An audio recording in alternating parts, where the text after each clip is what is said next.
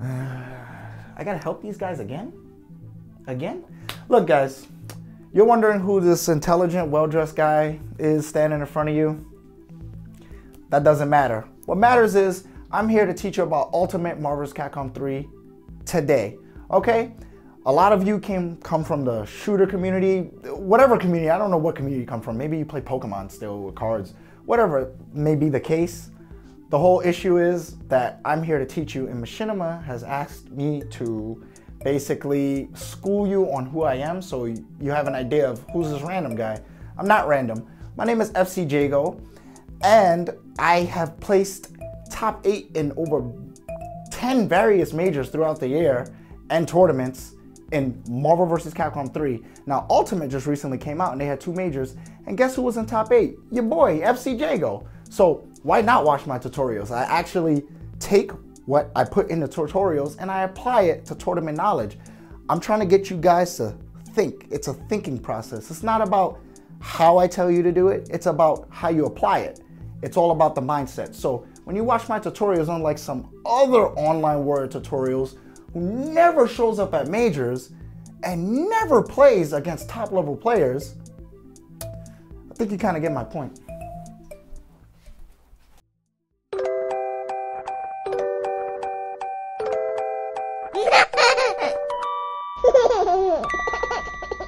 It's your host, FC Jago here. And if you're getting a little tired of my voice already, then you're gonna have to hold that shit, because I'm gonna be here for a while, because I gotta get you guys up to speed, all right? Because, you know, I'm putting my time in here because I think you guys are worth it and you could actually do it. So don't waste my time. Basically, this is our FingerCramp Ultimate Marvel vs. Capcom 3 Babies Guide. And it may sound like I'm patronizing you guys. A little, I am. But, you know, we're here to learn, so let's get this done. In the first part of this tutorial, I want to discuss the game behind the game, the coding.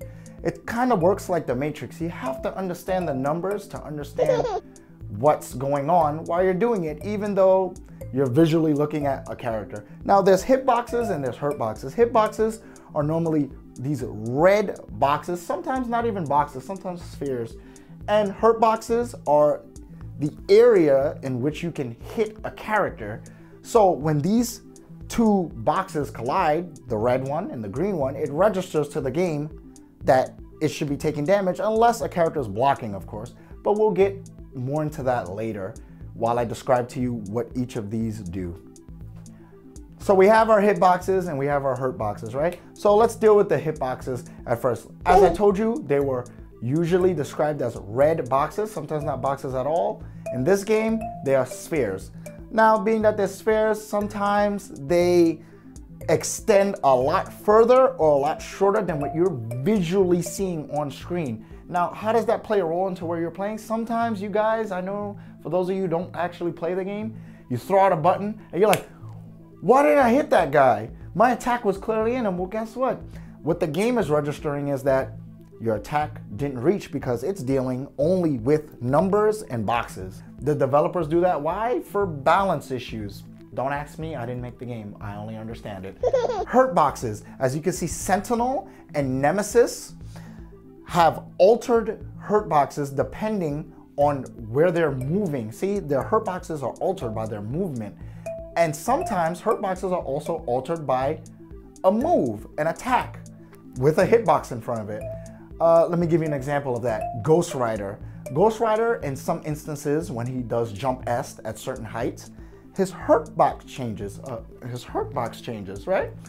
And Nemesis, when he jumps, period, he has no hurtbox on his legs visually by his knees. In other occasions, you might throw out a move that has a long-range hitbox, but his hurtbox wasn't there, so guess what? Your attacks didn't clash with his hurtbox, so it didn't hit. So you might get frustrated and visually, you might get pissed off because you're like, I put my attack right in that guy. Why didn't it hit him? Well, that's what happens. That's what happens to me in tournaments sometimes, but I gotta understand what's happening. So with that, it's kind of like at its most rawest form in fighting games, you're just trying to get your red hitbox to hit that guy's green hurtbox. Kind of like shooters where you're just trying to put your crosshair over the opponent and shoot them. At its most rawest form, that's what fighting games are. You're trying to take red hitbox, put in green hurtbox, cause damage. Get me, guys?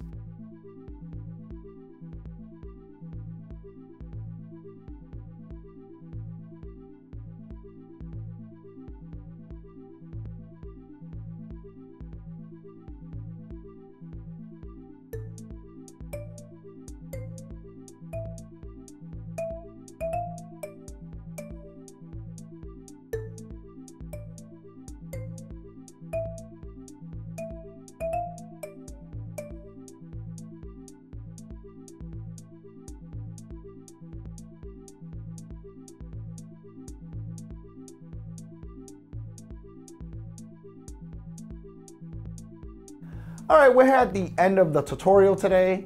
If you have any suggestions, questions, please leave them in the comments or send them to our Twitter at FingerCramp. The next thing I'll be getting into about game foundation is frame data, the world of frame data. We're gonna be discussing why you're getting bodied mathematically, why things are unsafe on block and why things are safe on block. I mean, of course, because the developers made it that way, but we'll be getting into all that later because I'm off duty now, so I'm done and you're done too.